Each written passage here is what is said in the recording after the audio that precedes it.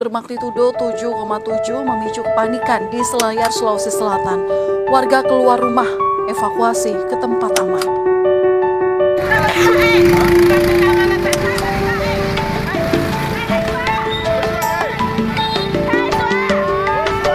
Inilah visual evakuasi mandiri warga di Kabupaten Selayar, Sulawesi Selatan.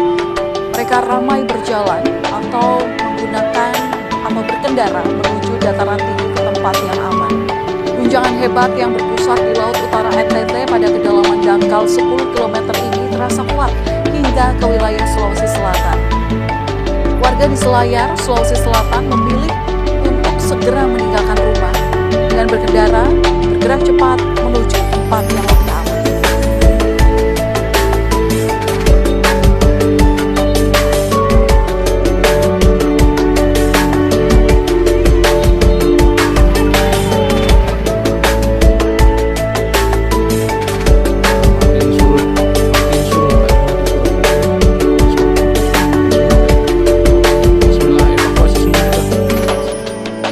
Dari visual video amatir warga terlihat air di wilayah pantai di Labuan Bajo, Nusa Tenggara Timur sempat surut.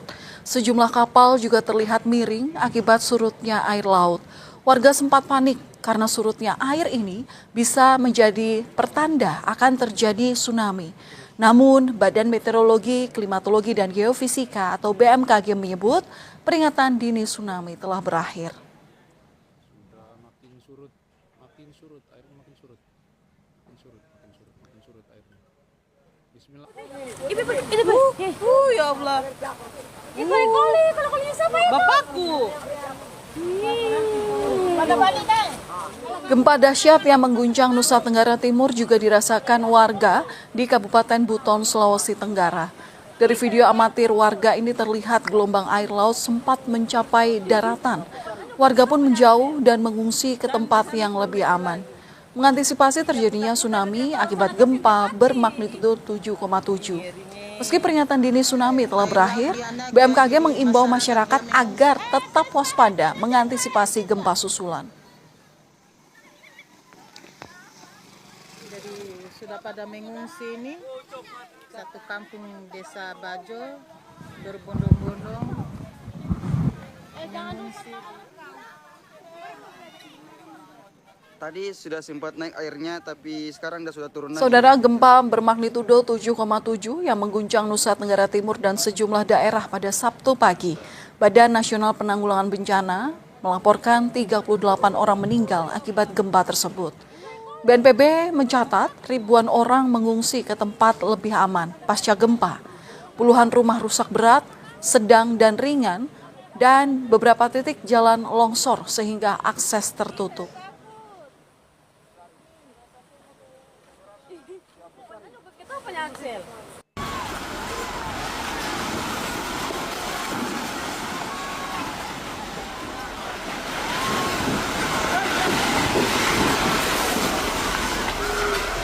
Pukul 15.00 sore ini terdata ada 38 jiwa yang meninggal dunia.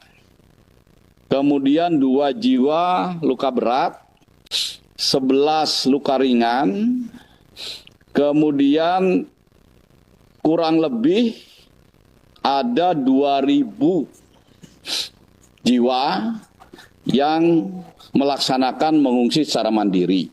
Banyak puskesmas yang rusak, hanya satu rumah sakit yang rusak yaitu di Momere.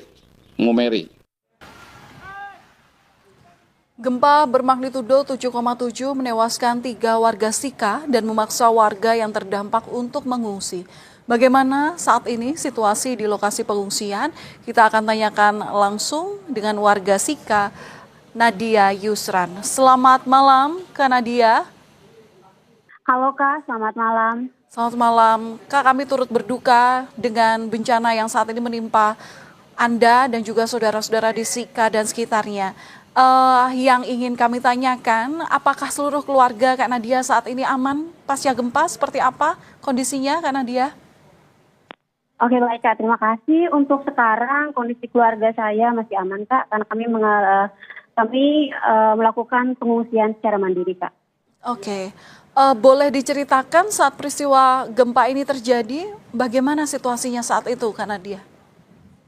Oke, baik Kak. Pada saat terjadinya gempa Kak itu kurang lebih di jam 5:58 itu tanpa ada tanda-tanda gempa langsung mengguncang Maumere Kak dengan guncangan yang sangat dahsyat, dan pada saat itu kami semua sangat panik, terutama saya karena itu merupakan salah satu pengalaman saya dengan gempa yang guncangannya sangat dahsyat. Dan kami langsung mengevakuasi secara mandiri di dataran yang cukup tinggi di sekitaran kantor bupati. Dan hingga saat ini kami masih bertahan di tempat pengungsian mandiri kami, Kak. Oke, tempat pengungsian mandiri itu sudah diketahui oleh otoritas setempat, artinya sudah dibangunkan tempat pengungsian yang layak begitu? Adakah tenda, adakah dapur umum begitu Kak Nadia? Bisa diceritakan saat ini tempat pengungsiannya bagaimana?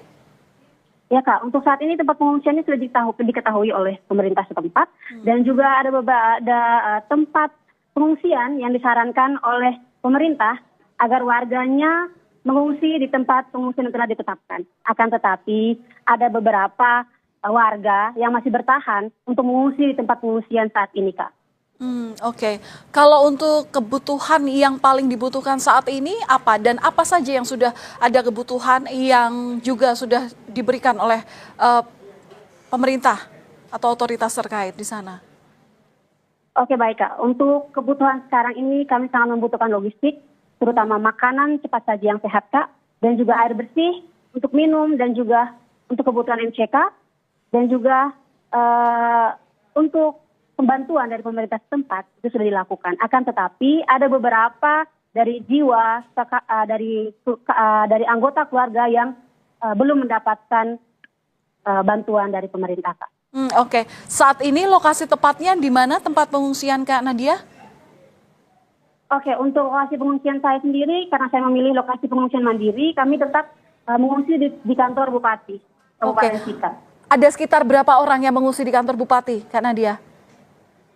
Untuk sekarang, Kak, kurang lebih 500 atau 300 jiwa, Kak. Dikarenakan beberapa jiwa yang awalnya mengungsi di sini sudah dipindahkan ke tempat pengungsian yang ditetapkan oleh pemerintah. Oke, baik. Terima kasih atas waktunya. Kami doakan, tentu seluruh masyarakat Indonesia doakan agar situasinya terus membaik dan sehat-sehat selalu untuk Anda, Kak Nadia, dan juga keluarga, serta saudara-saudara yang sedang saat ini mengungsi. Terima kasih atas waktunya. Baik, Kak. Terima kasih, Kak. Baik, Kak. Terima kasih. Terima kasih.